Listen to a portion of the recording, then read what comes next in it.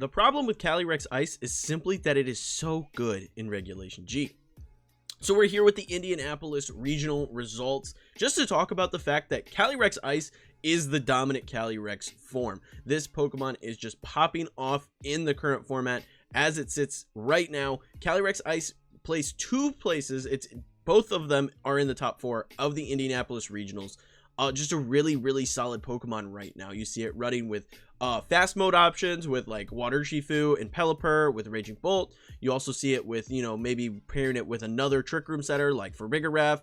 If we scroll down, there's a ton of them. We have just a hard Trick Room team here with like why am I drawing a blank? Araquanid, there it is. With Araquanid and Blood Moon. Blood Moon Bear is really good with this thing. You just see a ton of different variations of the Ice Rider team that are very good.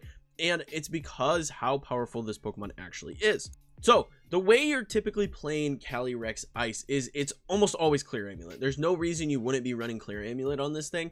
And it's typically hitting the Terra Water or the Terra Grass component. Mainly because of the fact that like Kyogre sucks.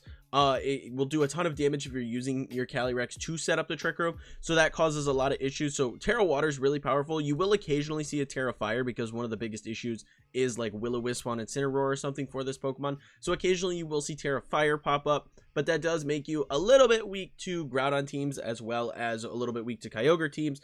So Terra Water is what I'm seeing the most of right now with this particular Pokemon. And just like Calyrex Shadow, you get the As One ability, combining Unnerve and Chilling Neigh, which is very good. Every time you KO a Pokemon with this thing, you're going to be gaining an attack buff by knocking out the opposing Pokemon, which is incredibly powerful for Calyrex. You're typically seeing Glacial Lance on this thing. 120 base power spread move. Ice Stab is incredibly strong, paired with high horsepower Trick Room and Protect. Occasionally you'll see something else like Close Combat in this high horsepower slot, but normally what you're seeing is this particular spread. Now, the thing about this is a lot of people talked about having to constantly reset their Sword and Shield games in order for them to get a 0 speed Calyrex, right? And I think that makes sense in certain instances. I think it makes sense in some instances. However, I almost want to argue that it's better for this Pokemon to just not be 0 speed, right? You're at a kind of a mid speed tier with this Pokemon, right? You're at 70. It gets kind of interesting at level 50, mainly because a Pokemon that I'm a huge fan of playing with Calyrex Ice Rider is Blood Moon. I think Blood Moon Ursaluna pairs very nicely with this because of the fact that you can then pair also a Farigiraf, a pretty tried and true combo from Regulation G, Blood Moon Ursaluna and Farigiraf, and you have 2 Pokemon that just resist Shadow Rider altogether, and Calyrex doesn't like Shadow Rider. So having these 2 Pokemon is really nice, but the thing about this is if you are running a lower speed, it doesn't even have to be a min speed, but a lower speed Blood Moon Ursaluna, this Pokemon will then be slower than the Calyrex under Trick Room.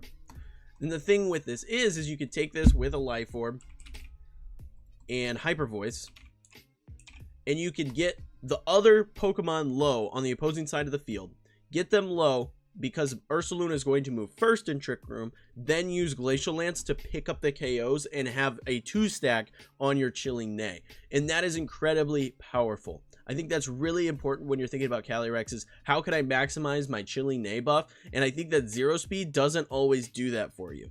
Because even with a 0 speed, you're still getting undersped by Amoonguss, which means Mungus is still going before you in Trick Room, so it doesn't even matter. So for me personally, I don't see the need to have a min speed Calyrex when I can just have a Blood Moon Bear next to me that gets everything low and allows me to sweep. But this is a kind of core that you're seeing is the Calyrex, Ursaluna, Farigiraf, Amoonguss, and then maybe like Incineroar. Throw Incineroar on there and something else, and this is like a harder Trick Room variation of the Calyrex team. You are seeing this show up with like some Indeedee. Indeedee is a real good partner for this thing. And then you'll see like maybe normal Ursaluna as well.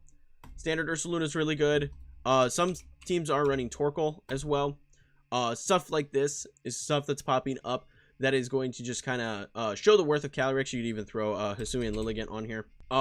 Really strong, hard Trick Room teams, but a lot of people are opting for the more hybrid teams and that's the teams that really performed super well. So looking at things like Urshifu Rapid Strike with Pelipper, and Pelipper is honestly a great counter for Calyrex because, for one, it can't hit you with Glacial Lance because you have access to Wide Guard, so they're very rarely going to click Wide Guard. And then they also can't hit you with High Horsepower because you're a flying type, so it's a really solid counter into the Calyrex Ice Rider, mainly because they just can't really do a whole lot to you. And if they do go for that Terra Fire or a Terra Grass, you have options to deal big damage into that. So it's a really powerful option for dealing with the Ice Rider, just having Pelipper in general. But on the team, you're also going to see like Amoonguss, and maybe Raging Bolt, and then maybe like Incineroar or something else. This is like a really standard team that you're seeing pop up a fair bit. If we go back over to the tournament results, here it is right here. It's another variation of it. This one has Torn instead as a fast mode option. If we go up to the top 8 players, again, the same thing popping up. This one has Farigiraf instead of Pelipper. Like, it's just something that pops up a lot because it gives you options with the Urshifu Rapid Strike to get a bunch of kills very quickly and then be able to rotate in Calyrex in the late game and set Trick Room to sweep. So it's really powerful team that just is seeing a lot of success right now. It's not the only way to play Calyrex, but it's something that is just making a lot of sense. I think that this particular archetype is actually going to dwindle a little bit and get a bit worse after the regionals in Indianapolis because of the fact that Miraidon popped off as much as it did. Having this many water types and a Raging Bolt that is going to also be weak to dragon type attacks is just not incredibly powerful. It puts you in a very scary position. So it's a little nerve-wracking with the Miraidon that are going to be running around to have this many water type Pokemon available. So that is just my thought on this particular variation of the team. I think we're going to see an evolution of this. However, I mentioned in the video where I talked about Miraidon winning Indianapolis that I think Calyrex is actually going to get better as the format develops because of the fact that, you know, Miraidon popped off so incredibly hard. There is going to be a spike in ground type usage, whether it be in the form of like Groudon. Ting Lu is seeing some more play. Random ground Terra types are popping up, and I think that's more of an on ladder thing, closed team sheet kind of thing, than it's going to be in an OTS format. But it is popping up nonetheless. And what likes to eat up ground types? An ice type Pokemon with 120 base power spread move. It's just incredibly powerful into all those counters for Miraidon, and it still plays really decently into Miraidon. So it's just something that I think is going to continue to get better alongside Terapagos. Terapagos is also going to continue just getting better as the format develops and people start to understand the Pokemon even more. I think Calyrex and Terapagos are going to be some of the best restricted Pokemon this particular format. As far as going into the next format goes, I think that's where things get a little bit more dicey. But as it sits right now, I think these two Pokemon will continue to develop with the teams that are produced and taken to these tournaments and just going to get better and better and better. Now, like I said earlier, Pelipper is a great counter for this Pokemon. It's something that is just incredibly annoying to deal with. As far as the moves that you typically are running on Calyrex, Pelipper just can kind of ignore them. Other Pokemon that you find annoying with this is Shadow Rider. We're not seeing a ton of Shadow Rider play. Shadow Rider has felt like it's dropped off the map. I have not played against any in Showdown. I just haven't seen this Pokemon at all, and I think it's because this Pokemon has just been so incredibly frail, and it's kind of had a fall from grace because everybody thought this was going to be the restricted Pokemon. But as we got into the further into the format, this Pokemon has just kind of fallen off the face of the earth because it is incredibly frail. The best way to play it is with like a Focus Sash, and it just has issues into a lot of the better Pokemon in the format, like Terapagos, which placed incredibly well at Indie Regionals. There's 2 Terapagos in the top 8. Can't even be hit by Astral Barrage. It can't even be hit by the signature move of Calyrex. So kind of just puts you in an awkward position with Calyrex as the format sits right now. It still plays nicely into Calyrex Shadow, but again, there's just options on Calyrex Shadow teams, whether it be Blood Moon Ursaluna, whether it be Farigiraf, that Calyrex just can't deal with, and it doesn't make a lot of sense to run this Pokemon. And because of how frail it is, it kind of feels bad to lose your restricted Pokemon that quickly if it's not doing that much for your team. I found this out the hard way at Indy. I mean, I did well. I did 4-3 at Indy with Shadow Rider. I just had a lot of issues with Terapagos matchups and things like that ended up leading to my 3 losses. So for me personally, I saw this firsthand and wished I had brought the other horse to Indy. So it's kind of crazy how the format has kind of flipped, and Shadow Rider has become the lesser of the Calyrex variants. Other issues that you're going to have with this is if you're running it Torkoal. If Torkoal's on the other side on a hard Trick Room team, Torkoal's going to cause a lot of problems for you. Even if you Terra Water, you don't like taking a ton of damage from it. It's just a very powerful Pokemon, and if you've already blown your Terra, it's going to eat through you with an Eruption. So that is just something to note as far as Trick Room goes.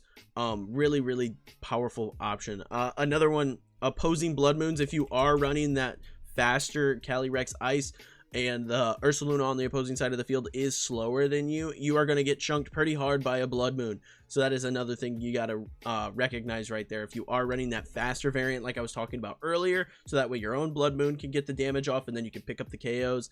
Opposing Blood Moon are potentially going to be slower than you, well, faster than you under Trick Room, and then be able to chunk you. So that is just something you got to recognize right away as far as the Trick Room matchups go.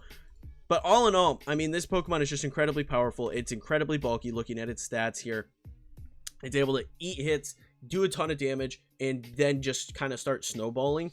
And for that reason, it is very, very powerful as a Trick Room option in this format, as well as just a powerful option in the end game scenario, being able to just clean up KOs because of the amount of damage it can take.